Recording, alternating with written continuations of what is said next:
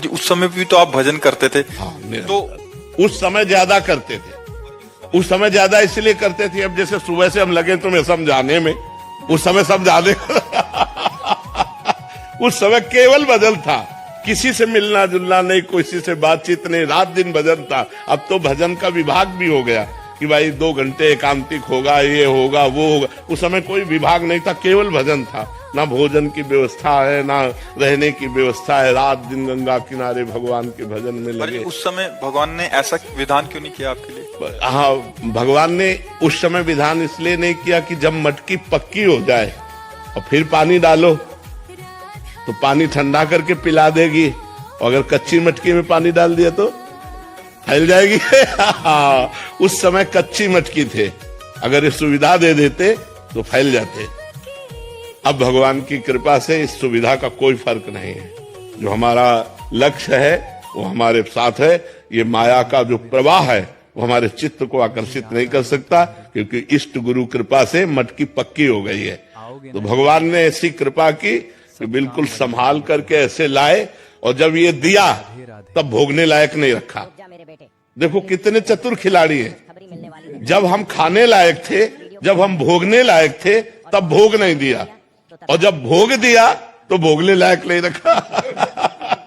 वो बड़े खिलाड़ी है, वो बड़े कृपालु है, कैसे जीव को बचाते थे। इसलिए भगवान ने उस समय नहीं दिया कि उस समय मटकी कच्ची थी।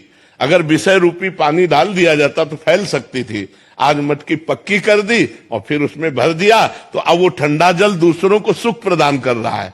मटकी स्वयं सुरक्षित है और दूसरों की प्यास बुझा रही है। इसलिए ऐसा भगवान ने किया। पर जी आपको लगता नहीं कि अब ठीक होते, स्वस्थ होते तो हम अच्छे से? नहीं, इन इच्छाओं का सबका नाश हो जाता है। भजन का यही फल होता है।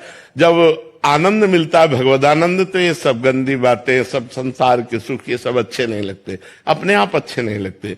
नहीं तो फिर भगवदानंद का मतलब क्या रहा? जैसे भुने हुए चने को कहीं भी बो दो, कभी अंकुरण नहीं हो सकता। ऐसे ऊसर बरसे तरण नहीं जामा, संत हृदय जिम उपज न कामा। वही संत है जिसके हृदय में कोई कामना न उपजे कि आज हम ये खाएं, आज ये देखें, आज ये भोगने, ये सब इच्छा नहीं रह गई।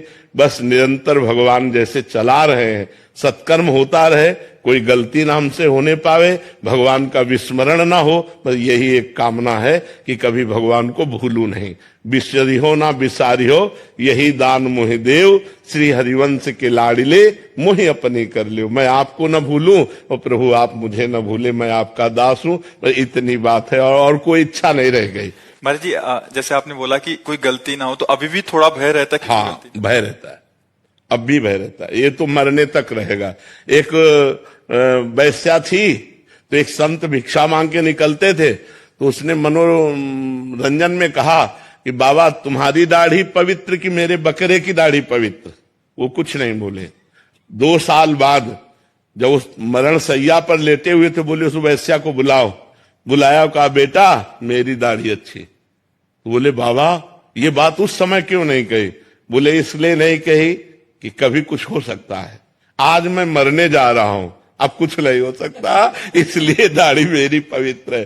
तो देखो माया बड़ी बलवान है, बड़े बड़े ब्रह्म ऋषियों को भी आकर्षित कर लेती है। हम तो बहुत छोटे जीव हैं, इसलिए हम भगवान के सहारे हैं। भय यही रहता है कि भगवान को भूल ना जाऊं, कहीं कोई गलती ना हो जाए। ऐसा मेरे जीवन भर भय बना रहेगा। जब तक शरीर रहेगा तब तक ये भय बना रहेगा कि मेरे से कोई गलती ना हो जाए, और भगवान निरंतर भजन चलता रहे, कहीं भगवान को भूलकर माया में न फंस जाऊं। ये डर बना रहता है। ये डर है कि कहीं भगवान को भूल न जाऊं, कहीं माया में ऐसा कोई आकर्षण ना हो जाए जो भगवान का चिंतन छोड़कर माया का चिंतन होने लगे।